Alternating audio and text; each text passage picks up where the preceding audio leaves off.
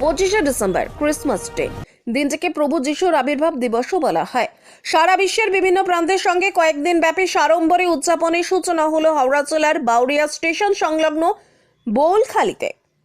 বহুমুখী সমাজসেবী কর্মের যুক্ত নর্থ পয়েন্ট কমিউনিটি ইন্ডিয়ার উদ্যোগে 31 ডিসেম্বর পর্যন্ত চলবে অনুষ্ঠানগুলি। সমগ্র অনুষ্ঠানটির মুখ্য আয়োজক নর্থ পয়েন্ট ইন্ডিয়ার কর্ণধার ডোডি সুদর্শন মূর্তি। 25 ডিসেম্বর প্রথম দিন উপস্থিত ছিলেন Howrah rural police super Subimal Pal, স্থানীয় বিধায়ক বিদেশ বসু, উলুবেড়িয়া পৌরসভার chairman Abhay Das, doctor Debashis Banerjee, 6 number ওয়ার্ডের কাউন্সিলর কথা ডেভিড রাও, সমাজসেবী আবেশ ঘোষ, দিলীপ মণ্ডল, দিলীপ দাস, প্রাক্তন ফুটবলার সমন ভট্টাচার্য, মানবাধিকার কর্মী তপন ভট্টাচার্য, দীপক গাঙ্গুলি, আতিয়ার রহমান, আজিজুল মণ্ডল প্রমুখ। এছাড়াও একাধিক সাংস্কৃতিক পরিবেশনে প্রত্যাশা আদক, সুভাষ, সানডে স্কুলের ছাত্রছাত্রীরা ও কয়ার নৃত্যশিল্পীরা।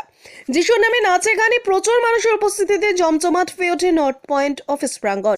25 ডিসেম্বরের মাহাত্ম্য পাঠ করেন ডোডি সুদর্শন মূর্তি।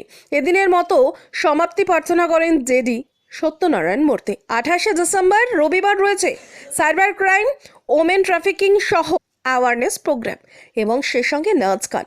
31 ডিসেম্বর যে যেখানে আমি ধন্যবাদ জানাই আমার এই অঞ্চলের প্রত্যেক গ্রামবাসী বৃন্দকে। কেন আমরা সত্যি করে সংখ্যালঘু, আমরা সারা ভারতবর্ষে 0.5%, ওয়েস্ট বেঙ্গলে 0.2% লোক। আমরা খুঁজে দেখলে এখানে হয়তো 150 থেকে 200 জন আমরা খ্রিস্টান। উই আর দ্য মাইনরিটি আমরা, কিন্তু আমরা এখানে কাজ করছি, সেবা কাজ করছি এবং এই চার্চ করছি একমাত্র আপনাদের জন্য।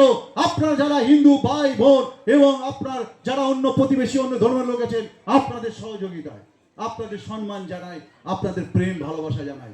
আপনারা যদি না থাকতেন তাহলে আমরা কাজ করতে পারতাম না। কিছুদিন আগে আমি এটা বলে শেষ করতে চাই, আমি ঝাড়গ্রামে গিয়েছিলাম। ঝাড়গ্রামে যখন যাই তখন দেখি সেখানে সেই কুষ্ঠ রোগীদের তাদের খুব ক্রিটিক্যাল পজিশন, আর আমরা চাইছিলাম তাদের যেন সার্জারি হয়। সেই কুষ্ঠ রোগীদের বলছে যে সার্জারি হলে তারা নাকি রিকভারি হয়। তো আমাদের যারা আছেন তারা বলছিলেন যদি সেই রকম সার্জারি করা হয় তাহলে আমরা প্রস্তুত আছি নর্থ পয়েন্ট থেকে সেই পেশেন্টদের সার্জারি করানোর জন্য। টোটালি তারা হসপিটালে যাবে, সেই ল্যাপ্রোসি কুষ্ঠ পেশেন্টরা যাদের একদম ঘা হয়ে যাচ্ছে, পা মানে বেরিয়ে যাচ্ছে, হাত বেরিয়ে যাচ্ছে, আর তারা যাবে এবং তাদের সেই সার্জারি করে ট্রিটমেন্ট করা হবে। যে কজনকে পাওয়া গেল তাদের মধ্যে বেশিরভাগই বললেন যে আমরা সার্জারি যেতে চাইছি না, কেননা আমরা এই অবস্থায় ট্রিটমেন্ট নিতে চাই, ওষুধ এবং ডেলি যে ট্রিটমেন্টের মধ্যে দিয়ে। আমাদের এখনো কাউন্সিলিং পর্ব চলছে। যদি তারা কেউ রাজি হয় তাহলে আমরা খুব ভালো জায়গায় তাদের নিয়ে গিয়ে সেই কুষ্ঠরোগী পেশেন্টদের তাদের আমরা ট্রিটমেন্ট করব, মানে তাদের সার্জারি হবে। প্রিয় বন্ধু, আমি যখন প্রথমে গিয়েছিলাম আমি সবসময় আমার বন্ধু যারা কয়েকজন গিয়েছিল তাদের বলি দয়া করে যখন কুলোর কলোনিতে যাবে রুমাল বার করে নাকে দেওয়া দরকার নেই, তাহলে কিন্তু যাওয়া চলবে না।